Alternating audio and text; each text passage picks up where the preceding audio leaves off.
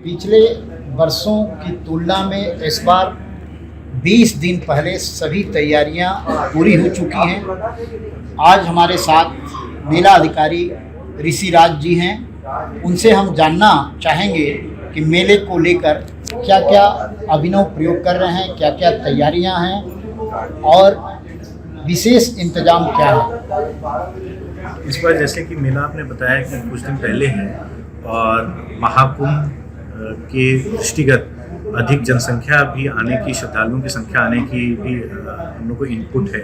तो इसके क्रम में हम लोगों ने जन सुविधा में किस प्रकार से वृद्धि कर सके उसी को केंद्र बिंदु मानते हुए नवाचार करने का प्रयास किया है, जिसमें सबसे प्रमुख जो है सो आदरणीय कमिश्नर मैडम के गाइडेंस में जो हमारे पार्किंग स्थल हैं या जो पब्लिक के स्थल है वहाँ से शटल बस चलता रहे और ये बस जो है सो नॉन पीक डेज, जो हमारे जो स्नान डेट्स नहीं है उस दिन आम दिनों पे इसको संचालित कराया जाएगा। तो इससे जन सुविधा में वृद्धि होगी। दूसरा जो है सो जो हमारे श्रद्धालु हैं उनके लिए किस प्रकार से भीड़ नियंत्रण करने के लिए इस बार हम लोग एक अतिरिक्त पांटून ब्रिज भी हम लोग बनाने का प्रयास कर रहे हैं और वो लखनऊ और कानपुर की क्राउड को बहुत हद तक केटर करने में इस बार हम लोग को कामिल देगा।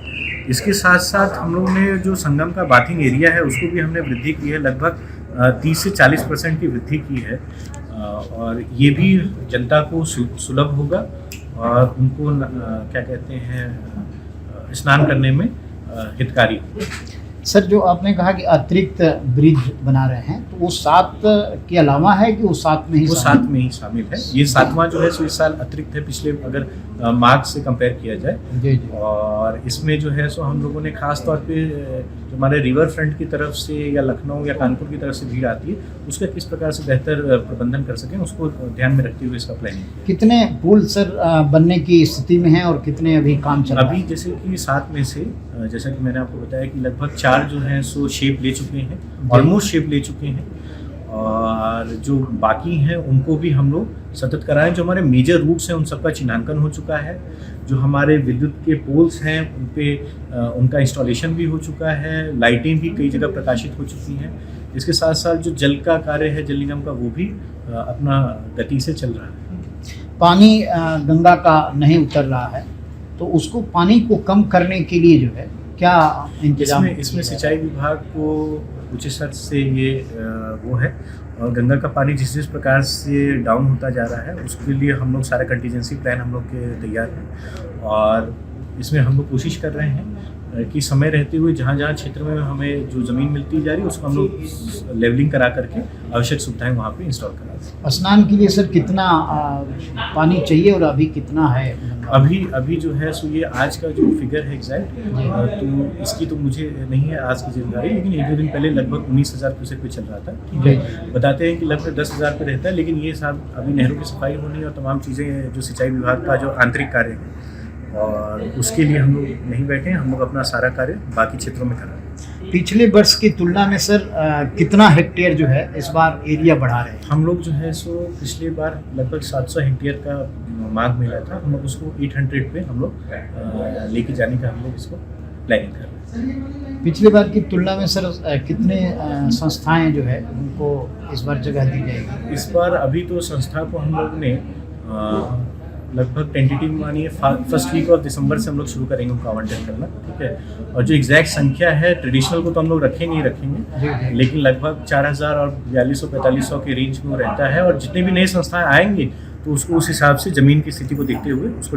केटर किया जाएगा और जो भी परंपरागत यहाँ पे भूमि आवंटन हुआ है, ट्रांसपेरेंट हुआ है, उसी का पालन किया जाएगा। कितने किलोमीटर में घाट बनाए जा रहे हैं जहाँ लोग आके जैसा कि मैंने बताया कि इस बार जो है सो हम लोग लगभग 2.5 से 3 किलोमीटर क्षेत्र में हमारी प्लानिंग है कि घाट को हम लोग डेवलप करें ताकि जनता का जो स्प्रेड है वो पूरे संगम क्षेत्र में हो सके, ना कि तो घाट की क्या स्थिति है सर? बन गए हैं घाट को जो है सो हम लोग अभी जैसे जैसे पानी कम होता जा रहा है उसकी लेवलिंग का कार्य हम लोग आसपास के क्षेत्र का कर रहे हैं। वो सर्कुलेशन एरिया होता है, वो बाद में वहाँ पे पूछ बिछाई जाती है जैसा कि आप लोग को पता है। तो वो सारे कार्य हम लोग के जो भी निर्धारित समय सीमा है उसमें अंतर हम लोग संपादित कराने के लिए।